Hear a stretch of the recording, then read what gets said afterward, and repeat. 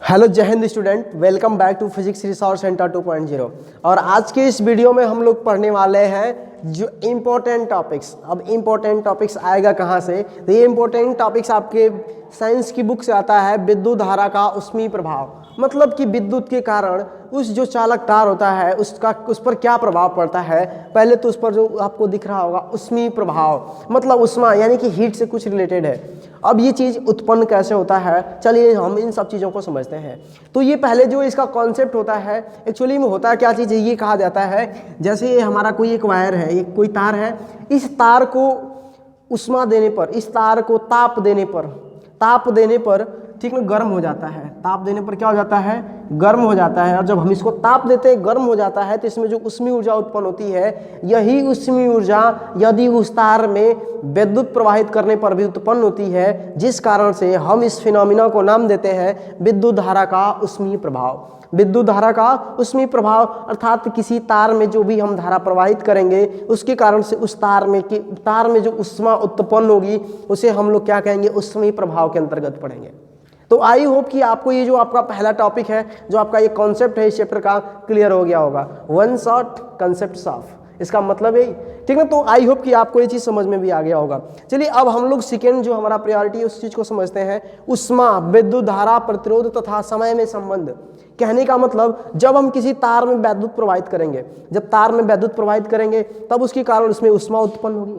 जब विद्युत प्रवाहित करेंगे तो उसमें विद्युत धारा प्रवाहित होगी और तार का कुछ प्रतिरोध होगा, तो प्रतिरोध भी उत्पन्न होगा। और जितने समय में प्रवाहित होगा, आखिर इन सब चीज़ें जब मिली जुली सरकार है तो इनमें जरूर कोई ना कोई संबंध होगा। हम उन सब संबंधों को प्राप्त करने की कोशिश करते हैं। चलिए इसको इरेज करते हैं और सबसे पहले जो हमारा सेकेंड टॉपिक है उसे हम लोग खोजने का प्रयास करते हैं। तो पहले हमारा क्या चीज़ है? ऊष्मा, विद्युत धारा, प्रतिरोध तथा समय में संबंध जानने के लिए आपको पिछला वीडियो जरूर देखना चाहिए, क्योंकि वहाँ पर जो आपके सब फार्मूले हैं, ओम का नियम है, विद्युत विभवांतर का फार्मूला है, ये जो सब टॉपिक्स हैं सब मिली जुली सरकार है। और इन सब चीज़ों में इनका जो संबंध है, ये लिंकेज, इसे चीज़ जानना जरूरी है। तो सबसे पहले हम विद्युत विभवांतर की ही परिभाषा को उठाते हैं, ठीक ना। विद्युत विभवांतर हमें कहता क्या चीज़ है? विद्युत विभव भी बराबर में फार्मूला क्या होता है? W/Q। अब ये जो W/Q है यह क्या चीज़ है? किसी एकांक आवेश को अनंत से वैद्युत क्षेत्र के किसी बिंदु तक लाने में किया गया कार्य तथा उस आवेश के अनुपात को हम लोग वैद्युत विभव कहते हैं। अर्थात ये फार्मूला V = W/Q बन जाता है। और ये जो W है इसको हम लोग जूल में मापते हैं और Q को किस में मापते हैं? कूलाम में। तो जो आपका इसका यूनिट बनता है, मात्रक बनता है जूल प्रति कूलाम, या इसी का दूसरा नाम भी है क्या? वोल्ट। तो आई होप कि इतना चीज़ आपको समझ में आ गया होगा। अब दूसरा चीज़ समझने वाली बात यह है, यहाँ से यदि हम लोग W का मान ज्ञात करेंगे तो फार्मूला हमारा बनेगा W = V × Q। W = V × Q। अब चलते हैं जो हमारा दूसरा फार्मूला था वैद्युत धारा का, ठीक ना। जो वैद्युत धारा का फार्मूला था हम वहाँ से उठाते हैं। वैद्युत धारा कहते किसे हैं? तो एकांक समय में प्रवाहित आवेश की मात्रा को हम लोग वैद्युत धारा कहते हैं। एकांक समय में प्रवाहित आवेश की मात्रा को वैद्युत धारा कहते हैं। अर्थात I = Q/T होता है। तो यहाँ से जो हमारा मिलेगा वो Q बराबर में क्या मिलेगा? IT। इसका इधर मल्टीप्लाई, इधर इसका डिनोमिनेटर इसका हर एक है तो इसका गुणा Q हो जाएगा। तो Q बराबर में IT मिल गया। अब इसको हम यदि इक्वेशन नंबर 1 मान लेते हैं तो Q बराबर में IT इस फॉर्मूले में पुट कर दीजिए। जब पुट कर देंगे तो W बराबर में क्या मिल जाएगा? V × I × T। V × I × T, Q के जगह पर I और T रख देंगे। अब यहाँ पर V क्या है? आपका विभव है। ये I आपका क्या चीज़ है? वैद्युत धारा है। T क्या है? समय है। इतना चीज़ तो समझ में आ गया होगा, इतना चीज़ समझ में आ गया होगा। अब हम चलते हैं ओम के पास। किसके पास चलते हैं? ओम के पास। और जब हम ओम के पास चलते हैं तो उनका नियम क्या कहता था भाई?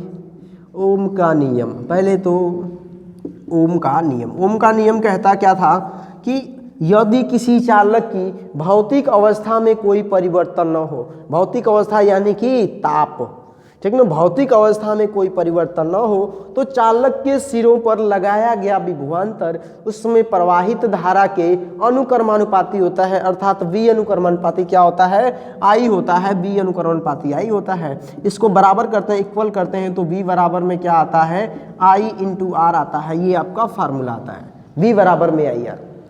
ये इतना चीज समझ में आ गया।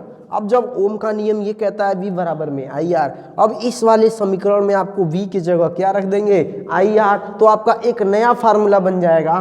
क्या बन जाएगा, चलिए इस चीज को देखते हैं हम लोग। W बराबर में V की जगह रखेंगे I इंटू R, और यहाँ का जो I और T पहले से है ये आप उसको जहाँ का तहाँ रहने देंगे। तो ये हमारा W बराबर में क्या बन जाएगा, I और I का गुणा हो जाएगा तो क्या हो जाएगा, I square R into T, I square R into T. अब ये क्या चीज़ है, किया गया कार्य आया है, क्या आ गया, किया गया कार्य। W is equal to I square R into T, अर्थात अब इस इक्वेशन का मतलब क्या चीज़ है, यदि किसी चालक तार में हम लोग विद्युत धारा प्रवाहित करते हैं, t समय में जो विद्युत धारा प्रवाहित करते हैं और वह परिपथ के प्रतिरोध से होकर गुजरता है, तो उसके द्वारा जो किया गया कार्य होता है वो प्राप्त होता है W। अब आपको एक चीज़ और पता होगा, अब जो तार में विद्युत प्रवाहित करने से ही तो ऊष्मा उत्पन्न होती थी। अब जब तार में विद्युत प्रवाहित करने से ऊष्मा उत्पन्न होती थी तो ये जो W होगा वो किसके बराबर हो जाएगा, W किसके बराबर हो जाएगा, H के बराबर हो जाएगा। और H आपका क्या चीज़ है, हीट है, ऊष्मा है। H क्या है आपका, ऊष्मा है। तो W की जगह यदि हम H पुट करते हैं तो फार्मूला हमारा क्या मिल जाता है, I square R into T मिल जाएगा। ये आपका क्या हो जाएगा formula, H is equal to I square into R into T. जब ये आपका फार्मूला हो जाएगा, अब ध्यान से समझिएगा, ये किया गया कार्य का मान जो था किस में था, जूल में था। तो यहाँ पर जो उत्पन्न ऊष्मा होगी वो भी किस में होगी, जूल में होगी। लेकिन यदि यहाँ पर ऊष्मा को मापने की दो पद्धतियाँ होती हैं, हम लोग कैलोरी में भी मापते हैं और जूल में भी मापते हैं। तो हमने जूल में माप लिया, कैलोरी में कितना होगा तो आपको फार्मूला पता ही होगा, एक कैलोरी बराबर में कितना होता है, 4.18 जूल होता है। एक कैलोरी में कितना होता है, 4.18 जूल, कहीं कहीं इसको 4.2 जूल भी लिखता है। अब यहाँ से यदि आप एक जूल का मान ज्ञात करेंगे तो कितना हो जाएगा, 1/4.18 कैलोरी, 1/4.18 कैलोरी हो जाएगा। अब आप इसको उठा करके यहाँ पर रख दीजिए तो H बराबर में आपका क्या मिलेगा, I स्क्वायर, क्या मिलेगा, I square R into T, I square R into T, और अपान में 4.18, अपान में 4.18, और ये जो आपका मिलेगा वो किस में मिलेगा, कैलोरी में मिलेगा।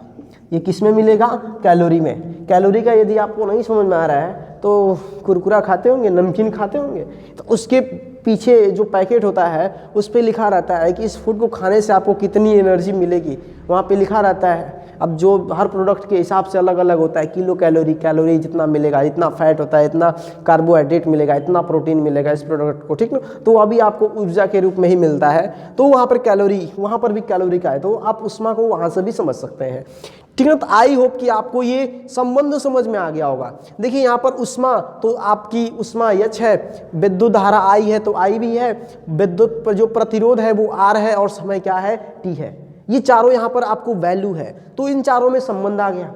जब संबंध आ गया यहाँ पर इसमें आ गया, किसमें, H is equal to I square into R into T अपन में 4.18, ये कैलोरी में आ गया, और ये किस में आ गया, जूल में आ गया। तो आई होप कि आपको ये चीज़ समझ में आ गया होगा। अब चलते हैं विद्युत ऊर्जा को समझने के लिए। अब ये विद्युत ऊर्जा है क्या चीज़, ये भी तो उसी से मिलता जुलता है, ऊष्मीय ऊर्जा से। अर्थात जो हम परिपथ में जो विद्युत प्रवाहित करते हैं तो उसकी जो विद्युत ऊर्जा होती है वही किस में बदल जाती है, ऊष्मीय ऊर्जा में बदल जाती है। विद्युत ऊर्जा किस में बदल जाती है, ऊष्मीय ऊर्जा में बदल जाती है, जिस कारण से वो ऊर्जा हमें ऊष्मीय ऊर्जा के रूप में प्राप्त होती है।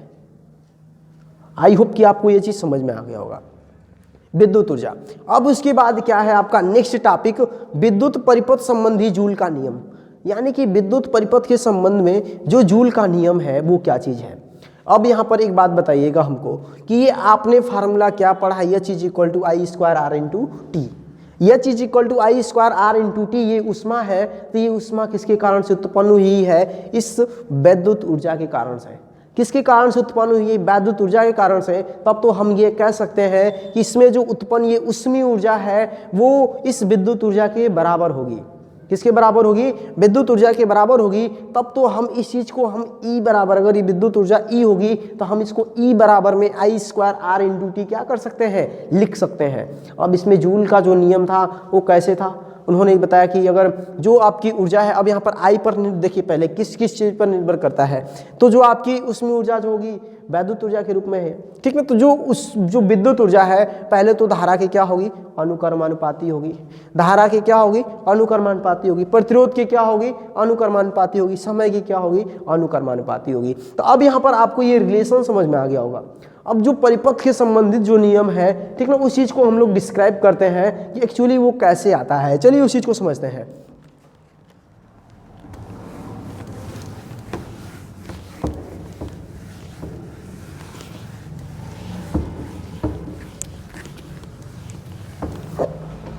अब यहाँ पर जो हमारा नेक्स्ट टॉपिक है फोर्थ नंबर, तो आपको थर्ड नंबर समझ में आ गया होगा।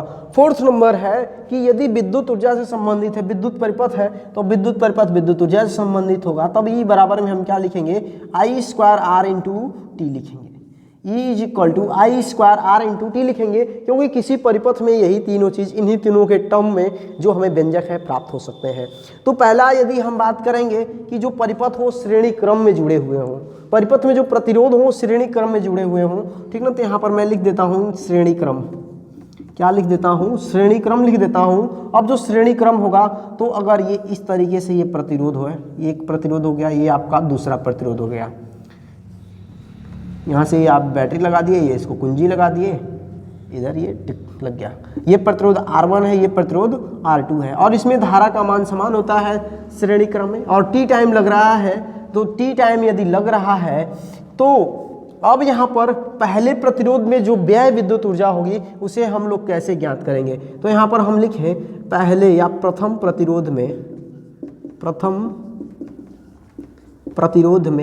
व्यय विद्युत ऊर्जा, प्रथम प्रतिरोध में व्यय विद्युत ऊर्जा तो कितना आएगा? E1 मान लेते हैं पहले में, तो क्या होगा? E1 होगा। और जब E1 होगा तो इसमें जो धारा का मान होता है समान होता है, तो यह आई स्क्वायर ही रहेगा, और यहाँ पर ये R1 हो जाएगा, इंटू में क्या हो जाएगा? T। ये आपका इक्वेशन नंबर 1 मान लेते हैं। इसके बाद अगर बात करें कि दूसरे प्रतिरोध में व्यय विद्युत ऊर्जा, दूसरे प्रतिरोध में व्यय विद्युत ऊर्जा, जल्दी व्यय विद्युत ऊर्जा। अब यहाँ पर जो व्यय विद्युत ऊर्जा होगी उसे हम लोग क्या मान लेते हैं? E2 मान लेते हैं, और यहाँ पर इसे आई स्क्वायर होगा क्योंकि धारा का मान समान है। आपका दूसरा प्रतिरोध है तो R2 होगा, इंटू में क्या होगा? T होगा। ये आपका समीकरण नंबर 2। समीकरण 1 को समीकरण 2 से भाग दे दीजिए, और जब भाग दे देंगे तो यहाँ पर E1 बटा में क्या हो जाएगा?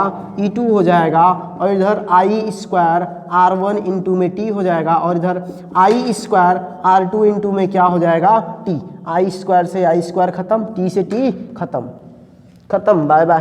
क्या बच गया हमारे पास?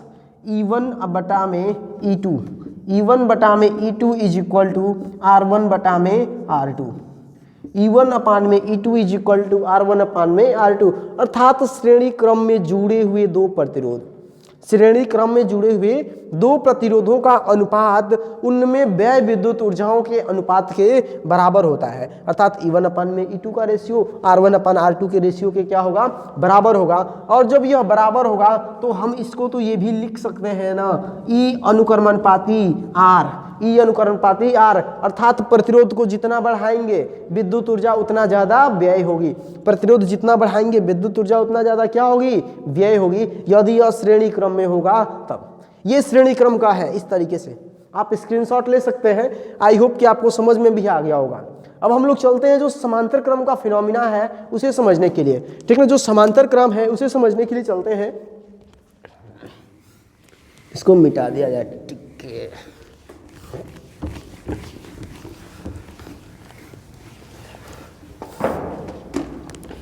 समांतर क्रम,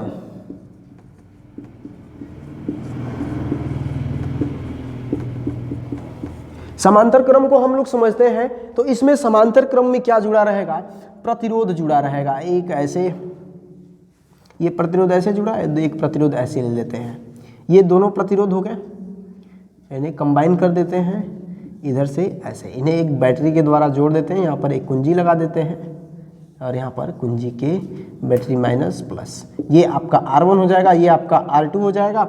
अब इधर से जो धारा पड़ती है I, तो R1 में धारा जाती है I1, R2 में धारा जाती है I2। ये बात आपको हम प्रतिरोधों के संयोजन में बता चुके हैं। जब ये बात आपको प्रतिरोधों के संयोजन में बता चुके हैं तो यहाँ पे जो समांतर क्रम में विभवांतर का मान क्या होता है, बराबर होता है। समांतर क्रम में विभवांतर का मान बराबर होता है तो ये V हो गया, ये I1 R1 हो गया, ये R2 हो गया। अब यहाँ पर T टाइम में इस प्रतिरोधों में जो धारा प्रवाहित होगी उस चीज को हम लोग देखते हैं, इस फार्मूले से ज्ञात करेंगे। तो फिर से पहले प्रथम प्रतिरोध में व्यय विद्युत ऊर्जा, प्रथम प्रतिरोध R1 में व्यय विद्युत ऊर्जा, व्यय विद्युत ऊर्जा, जो व्यय विद्युत ऊर्जा होगी वो क्या होगी, E1 बराबर में, यहाँ पर जो आपका धारा है I1 है तो I1 का स्क्वायर रखेंगे और जो आपका प्रतिरोध वो R1 और टाइम T। इसी तरीके से द्वितीय प्रतिरोध R2, द्वितीय प्रतिरोध R2 में व्यय विद्युत ऊर्जा, R2 में व्यय विद्युत ऊर्जा, और जो व्यय विद्युत ऊर्जा का मान आएगा वो कितना आएगा, E2 is equal to I2 का स्क्वायर इंटू में R2 इंटू में T। इसको फिर से आप समीकरण 1 बना लीजिए, इसे समीकरण 2 बना लीजिए। अब आप फिर से इन दोनों समीकरणों को भाग दे दीजिए तो क्या बनेगा, E1 बटा में E2, क्या बचेगा, E1 बटा में E2 इधर होगा और इधर I1 का स्क्वायर इंटू में R1 इंटू में T होगा और इधर कितना हो जाएगा, I2 का स्क्वायर इंटू में R2 इंटू में क्या हो जाएगा, T हो जाएगा। ये आपका इक्वेशन, T से T फ्लॉप, बाय बाय गया करे। अब यहाँ पे क्या बच गया, E1 अपान में E2, E1 अपान में E2 इज इक्वल टू क्या बच जाएगा, I1 का स्क्वायर इंटू में R1 हो जाएगा, नीचे क्या बचेगा, I2 का स्क्वायर इंटू में R2 बचेगा, इंटू में R2। अब आपको पता होगा कि यदि यह समांतर क्रम में है, समांतर क्रम में जो वोल्टेज होता है, यदि पहले ओम के नियम से, वोल्टेज तो सेम होता है लेकिन अब ओम का नियम लगाएंगे तो ओम के नियम का अनुप्रयोग करते हुए क्या फार्मूला अप्लाई करेंगे, ओम के नियम से, ओम के नियम से करेंगे तो V बराबर में क्या होता है, IR होता है। तो यहाँ से I1 की यदि वैल्यू ज्ञात करेंगे तो I1 बराबर में क्या होगा, V बटा में R1 होगा। I1 बराबर में क्या होगा, V बटा में R1 होगा, ये I इक्वल टू V अपन में R होगा, ठीक ना। तो अब इसी तरीके से दूसरा ज्ञात करेंगे, I2 बराबर तो V बटा में क्या होगा, R2 होगा। अब ये I1 और I2 की वैल्यू इस समीकरण में रख देंगे और तो रख देंगे तो हमें क्या मिलता है, देखते हैं। अब इस I1 का वैल्यू तो इसका स्क्वायर हो जाएगा, इधर तो अपना E1 अपान में E2 रहने वाला है, इधर E1 अपान में E2 रहेगा तो इधर ये कितना हो जाएगा, V स्क्वायर और अपान में R1 का स्क्वायर इंटू में R1 हो जाएगा, इधर कितना होगा, V स्क्वायर अपान में R2 का स्क्वायर इंटू में R2 होगा। ये V स्क्वायर से V स्क्वायर खत्म, एक R1 से R1 खत्म, एक R2 से R2 खत्म, तो E1 बटा में E2 बचेगा और ये R2 ऊपर चला जाएगा तो ये है अपन में क्या हो जाएगा, R1। ये आपका फार्मूला मिल जाता है, ये आपका फार्मूला मिल जाता है। अर्थात यदि समांतर क्रम में दो प्रतिरोध जुड़े होंगे तो उनमें जो व्यय विद्युत ऊर्जा का मान होगा वो प्रतिरोधों के विद्युत क्रम के क्या होगा, बराबर होगा। अर्थात आप इसको इतना भी लिख सकते हैं, क्या लिख सकते हैं, E1 बटा में E2 इज इक्वल टू 1 अपान में R1 बटा में R2 लिख सकते हैं। जब आप इतना लिख सकते हैं तो ये एक कांस्टेंट के रूप में होगा, तो E अनुक्रमानुपाती 1 अपान में R, अर्थात जो उनके तुल्य प्रतिरोध, जो उनमें कुल व्यय विद्युत ऊर्जा होगी उसके तुल्य प्रतिरोध के बराबर होगी, मतलब समांतर क्रम में होगा तो तुल्य प्रतिरोध 1 अपान में R, ठीक है। ये आपको बात समझ में आ गई होगी। तो ये आपका था विद्युत परिपथ संबंधी जूल का नियम। जूल का नियम कि अब इस पर धारा पर कैसे व्यय विद्युत ऊर्जा का मान धारा पर कैसे निर्भर करता है, इसके प्रतिरोध पर कैसे निर्भर करता है, टाइम पर कैसे निर्भर करता है, ये सब चीजें था। अब हम लोग समझते हैं विद्युत शक्ति अथवा सामर्थ्य। विद्युत शक्ति अथवा सामर्थ्य, इस चीज को समझते हैं क्या होता है सामर्थ्य, ठीक ना। चलिए इसको हम मिटा देते हैं।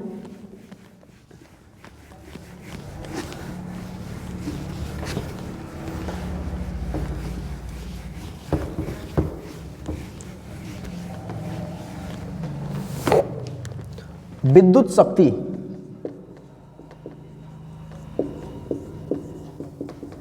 विद्युत शक्ति, विद्युत शक्ति, या फिर इसको अगर सिंपली भाषा में आप क्लास 9th में पढ़े होंगे सामर्थ्य। ये क्लास 9th का चैप्टर आता है कार्य, सामर्थ्य तथा ऊर्जा, ठीक ना। उसमें सामर्थ्य होता क्या चीज है, तो कार्य करने की क्षमता को शक्ति अथवा सामर्थ्य कहते हैं। कार्य करने की क्षमता को शक्ति अथवा क्या कहते हैं, सामर्थ्य। अर्थात जो एकांक समय में किया गया कार्य होगा वही किसके रूप में जाना जाएगा, सामर्थ्य के रूप में। तो हम जो सामर्थ्य होता है उसको हम लोग P से दिखाते हैं, और जो किया गया कार्य W है, और अपान में क्या टाइम T। अर्थात आप कितनी, एक सेकेंड में कितना कार्य करते हैं, एक सेकेंड में कितना कार्य कर लेते हैं, और उस कार्य और समय का जो अनुपात होता है वही आपकी शक्ति अथवा सामर्थ्य होता है। यदि इसके मात्रक की बात करेंगे तो कार्य का मात्रक क्या हो जाता है, जूल, और समय का मात्रक सेकेंड। तो ये आपका आ जाता है जूल प्रति सेकेंड, या इसी को दूसरा नाम देते हैं वाट। क्या नाम देते हैं, वाट। ये वाट नाम तो सुना बड़ा जाना पहचाना सा लगता है ना। जैसे आपका जो बल्ब है, आप बल्ब लेके आते होंगे, 7 वाट का है, 9 वाट का है, 20 वाट का है। जैसे आपका, जैसे अगर कोई इमर्सन रॉड ला दिए, वो आपका क्या है, इतने 1500 वाट का है, 2000 वाट का है। कोई हीटर ला दिए, वो भी 1000 वाट, 200 वाट, जितना का हो, ठीक है। तो ये वाट नाम जाना पहचाना है। वाट नाम इसलिए क्योंकि उसकी जो शक्ति अथवा सामर्थ्य, जो उसकी कार्य करने की क्षमता होती है, उसी को हम लोग वाट कहते हैं, सामर्थ्य कहते हैं। वो चीज़ आपको यही होता है, P = W/T। तो आई होप कि ये चीज़ आपको समझ में आ गया होगा। अब हम लोग पीछे कुछ और भी पढ़े थे। क्या पढ़े थे, W बराबर में V × I × D। यदि आप कॉपी पर नोट किए होंगे तो शायद ये चीज़ आपको दिखा होगा, आप जानते होंगे। अब चलिए, अब इस W का मान इस समीकरण में रख देंगे तो क्या हो जाएगा, P = V × I × T, और अपान में T। T से T बाय बाय गया, और P बराबर में क्या हो गया, V × में I। अथवा अगर किसी हम परिपथ की बात करेंगे तो परिपथ में को दिया गया विभवांतर तथा धारा का गुणनफल उसकी शक्ति अथवा सामर्थ्य को दर्शाता है। P = V × I। ये चीज़, ये फार्मूला आपको समझ में आ गया होगा। जो नेक्स्ट फार्मूला है उसे हम लोग समझते हैं कैसे आता है। आपको ओम का नियम ख्याल होगा फिर से। किसका नियम, ओम का नियम। तो ओम का नियम फिर से क्या कहता है, V = IR। V = IR, तो यहाँ पे V की जगह क्या रख दीजिए, IR रख दीजिए। V की जगह यदि आप IR रख देते हैं तो क्या हो जाएगा, P = IR × में I हो जाएगा, अर्थात I² R हो जाएगा। P की जगह क्या हो जाएगा, I² R हो जाएगा। ये भी आपका एक फार्मूला बनकर तैयार होता है। ये आपका जो सामर्थ्य होगा धारा और प्रतिरोध के पदों में होगा। यहाँ पर जो आपका सामर्थ्य था वो विभव और धारा के पद में था। यहाँ पर जो आपका सामर्थ्य था वो कार्य और समय के पद में था। अब यहाँ पर जो आपका नेक्स्ट टॉपिक की बात करेंगे, ठीक ना, कि P बराबर में VI। अब यहाँ पे I बराबर में हम V/R रखते हैं। ओम के नियम से I = क्या लिख सकते हैं, V/R रख सकते हैं। और तो इस फार्मूले में P बराबर में I के जगह ये रख दीजिए, तो V × में कितना हो जाएगा, I के जगह V/R रखेंगे तो ये फार्मूला बन जाता है P = V²/R। P क्या हो जाता है, V²/R। अब यहाँ पर जो शक्ति अथवा सामर्थ्य का मान है वो विभव और उसके प्रतिरोध के पदों में है। इस पर ज़्यादा फार्मूला, इस फार्मूले पर ज़्यादा क्वेश्चन आपसे पूछा जाते हैं। इसको आप ऐसे भी लिख सकते हैं, R बराबर में V²/P। R = V²/P। अब यहाँ पर जो हमारा कुल सामर्थ्य के हमको इतने फार्मूले मिले, हम सभी को एक टर्म में लिख लेते हैं, एक क्रम में लिख लेते हैं। तो यहाँ पर P = एक आया W/T। उसके बाद P बराबर में क्या आया, V × I आया। उसके बाद क्या आया आपका, P बराबर में I²R। P = क्या आया, I²R आया। उसके बाद फिर से P बराबर में क्या आया, V²/R आया। V² में क्या आया, R। तो आप देख सकते हैं ये आपके सामर्थ्य का इतना सारा फार्मूला है, सामर्थ्य। और इन सूत्रों पर, इन फार्मूलों पर आपसे बहुत सारे सवाल पूछे जाते हैं। तो आई होप कि आपको समझ में आ गया होगा। अब हम चलते हैं थोड़ा सा इसकी व्यवहारिक मात्रक की बात करेंगे, जो विद्युत ऊर्जा, मतलब कि ये जो विद्युत शक्ति है, ये तो विद्युत शक्ति मतलब कि वो कितनी विद्युत ऊर्जा का उपयोग करती है, कितनी विद्युत ऊर्जा का उपयोग करती है। हम सामर्थ्य को पहले डिफाइन कर लेते हैं, ठीक ना, कि एक्चुअली में जो आप दैनिक जीवन में प्रयोग करते हो वो क्या चीज़ है, उसके व्यवहार, उसके मात्रक की बात करेंगे हम। किसकी बात करेंगे? मात्रक, यानी कि वाट की बात करेंगे, ठीक ना। अब यहाँ से आपको एक और चीज़ समझ, एक और रिलेशन अभी यहीं पर बता देते हैं।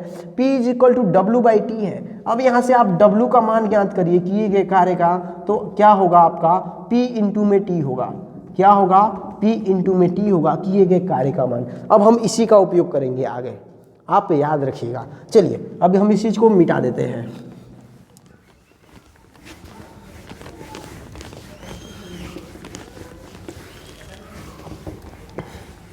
पहले यदि वाट की बात करेंगे तो वाट आपका एक मात्रक है। वाट क्या चीज़ है? मात्रक है। और जब वाट मात्रक है तो इसको किलोवाट में भी मापा जाता है। किसमें मापा जाता है? किलोवाट। तो 1 किलोवाट में कितना वाट होता है? तो 10 की घात में 3 या फिर 1000। 10 की घात 3 को ही क्या लिखते हैं हम लोग? 1000 लिखते हैं। तो 1 किलोवाट में 1000 वाट। यदि मेगावाट की बात करते हैं तो 1 मेगावाट में कितना होता है? 1 मेगावाट में 10 की घात में 6 या फिर 10 लाख वाट। 10 लाख वाट, 2 3 5 6 10 लाख वाट। ये बात आपको समझ में आ गई होगी। एक अश्व शक्ति की बात करेंगे, एक अश्व शक्ति यानी कि हार्स पावर, ठीक ना। इसके में कितना होता है? 746 वाट होता है। जैसे आपके घर जो ये मोटर होगा पानी भरने वाला, आप देखिए इतने हार्स पावर का है, या फिर सिंचाई करने वाला इतने हार्स पावर का, मतलब 5 हार्स पावर का, मतलब कि 5 से इसमें गुणा, उसकी सामर्थ्य, उसकी जो कार्य करने की क्षमता है वो इतनी है। 1 HP में कितना होता है? 746 वाट है। यदि हम बात करते हैं कि कोई एक सिंपल सा कोई एक ये कह सकते हैं यंत्र है या फिर आपका एक उपकरण है, कोई आपका विद्युत उपकरण है, यदि उसकी क्षमता हम दे दें तो पूछें कि इतने समय में उसके द्वारा जो किया गया कार्य होगा वो कितना होगा। एक इसी पर एक बहुत ही महत्वपूर्ण प्रश्न पूछा जाता है। चलिए हम उसको बताते हैं, ठीक है। और उसको हम बताते हैं, ये चीज़ आप लोग नोट कर सकते हैं। यदि बात करेंगे कि 1 किलोवाट, ठीक ना, 1 किलोवाट का कोई एक उपकरण है और वह 1 घंटा कार्य करता है। 1 किलोवाट का क्या चीज़ है? उपकरण है, अर्थात P बराबर में कितना है? 1000 वाट है। P बराबर में कितना है? 1000 वाट, या इसी को हम लोग क्या लिख सकते हैं? 1 किलोवाट। क्या लिख सकते हैं? 1 किलोवाट का कोई उपकरण है, यदि वह 1 घंटा कार्य करता है तो उसके द्वारा किया गया कार्य की गणना कीजिए। और किए गए कार्य की गणना आप कैसे करेंगे? आपको फार्मूला भी मैंने बताया, W बराबर में P इंटू में T। W is equal to P into T। यह जो मात्रा मान आएगा कार्य का वो किस में आएगा? जूल में आएगा, ठीक ना। अब देखिए आपको प्रश्न ऐसे पूछा जाता है, 1 किलोवाट घंटा में किए गए कार्य की गणना कीजिए। 1 किलोवाट घंटा में किए गए कार्य की गणना कीजिए, तो आप यही फार्मूला अप्लाई करेंगे। अगर किलोवाट में दिया है तो पहले उसको वाट में बदलेंगे, यदि अश्व शक्ति में दिया है तो उसको भी वाट में बदलेंगे, यदि मेगावाट में दिया है तो उसको भी वाट में बदलेंगे। तो ये किलोवाट में कितना वाट? 1000 वाट। यहाँ पर 1000 गुणा करेंगे और यहाँ पर कितना हो जाएगा? समय 1 घंटा लग रहा है, तो 1 घंटा को हम लोग किस में बदलेंगे? सेकेंड में। तो 60 गुणा में 60 हो जाएगा। और ये किस में आ जाता है? चलिए अब ये तो आएगा जूल में। किस में आएगा? जूल में आएगा। अब यहाँ पर जो W लिखे हैं इसको हम ऐसे भी तो लिख सकते हैं, 1 किलोवाट घंटा। क्या लिख सकते हैं? 1 किलोवाट घंटा। अब इनका गुणा करा लीजिए, तो 1 किलोवाट घंटा बराबर में कितना हो जाएगा? इसका गुणा कराइए तो 1 पर कितना? 0, 2 3 5 0, 6 6 का 36 हो गया।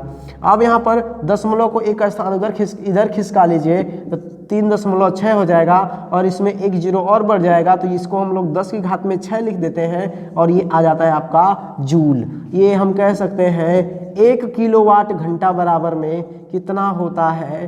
3.6 गुणे 10 की घात में 6 जूल। 1 किलोवाट घंटा बराबर में 3.6 गुणे 10 की घात में 6 जूल। ये आपसे पूछ लिया जाता है, तो आपको ये चीज़ समझ में भी आ गया होगा। अब हम जो आपका विद्युत ऊर्जा का व्यवहारिक मात्रक है उसे डिफाइन कर देते हैं क्या होता है, ठीक ना। चलिए इसको हम इरेज करते हैं। विद्युत ऊर्जा का व्यवहारिक मात्रक, अर्थात हम पॉइंट नंबर 6 लेते हैं।